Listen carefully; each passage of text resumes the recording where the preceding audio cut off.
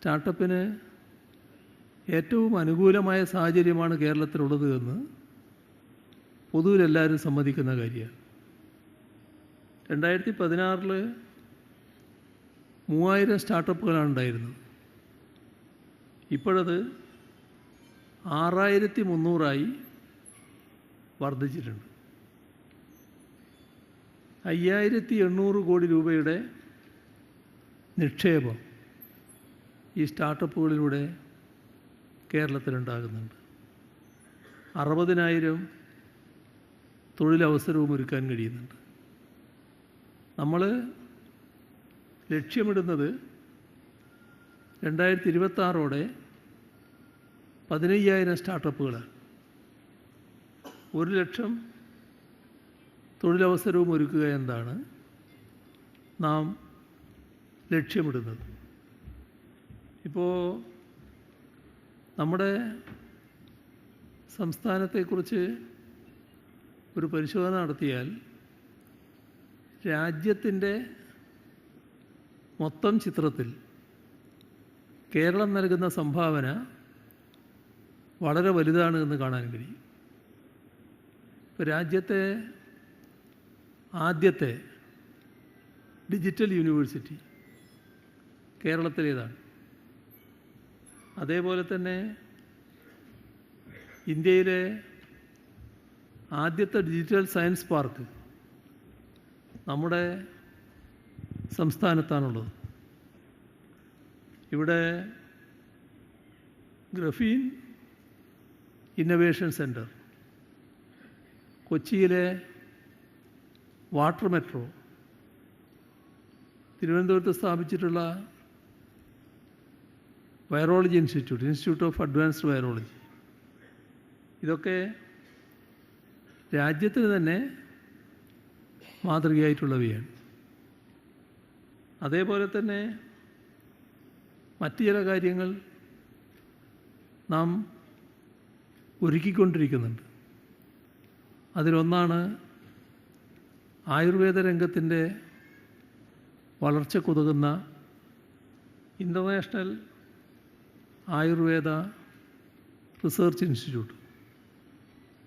അതേപോലെ ആധുനിക കാലത്ത് genome data centre, medical technology consortium, ഇതെല്ലാം നാം ഒരുക്കുകയാണ്.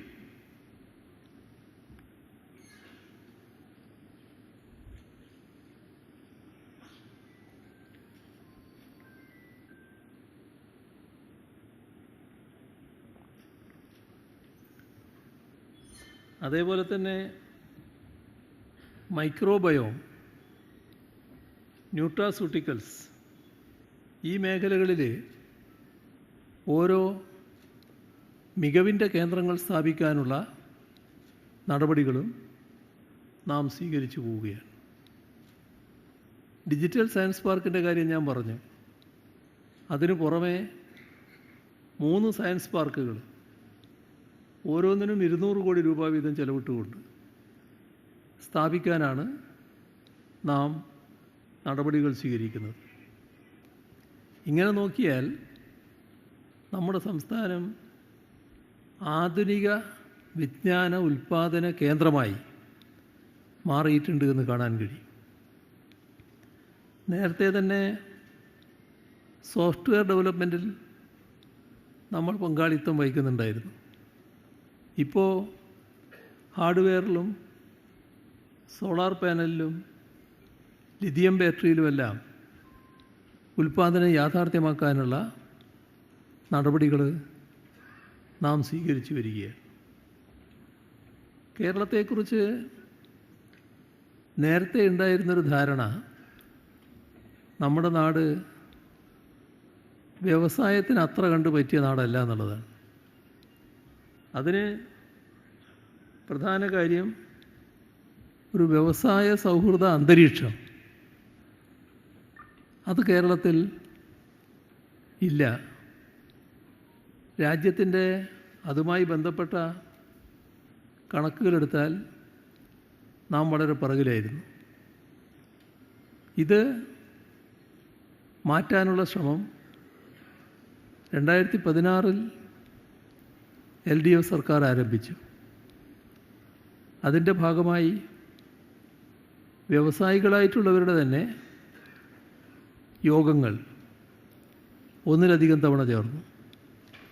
ബന്ധപ്പെട്ടവരുമായി എല്ലാം ചർച്ച ചെയ്യുന്നതിനുണ്ടായി. അവരുടെയെല്ലാം അഭിപ്രായങ്ങൾ കേട്ടതിന് ശേഷം ഈ രംഗത്ത് നാം ആഗ്രഹിക്കുന്ന രീതിയിൽ വ്യവസായ സൗഹൃദ അന്തരീക്ഷം സൃഷ്ടിക്കുന്നതിന് എന്തെല്ലാം മാറ്റങ്ങൾ വേണ്ടതുണ്ടോ ആ മാറ്റങ്ങൾ കൊണ്ടുവരാനുള്ള നടപടികൾ സ്വീകരിച്ചു.